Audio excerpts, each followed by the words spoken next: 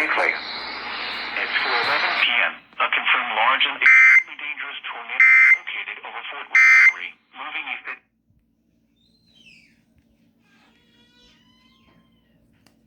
Now. Hazard, damaging tornado. Source, radar confirmed tornado. Radar shows tornado debris in the air.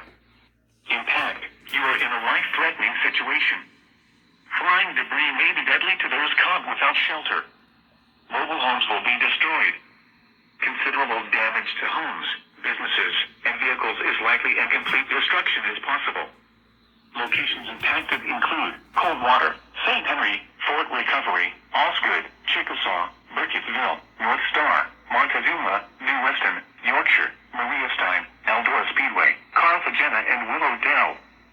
To repeat, a large, extremely dangerous and potentially deadly tornado is on the ground. To protect your life, take cover now. Move to a basement or an interior room on the lowest floor of a sturdy building. Avoid windows. If you are outdoors, in a mobile home, or in a vehicle, move to the closest substantial shelter and protect yourself from flying debris. To report severe weather, go to our website at weather.gov/ILN and submit your report via social media when you can do so safely.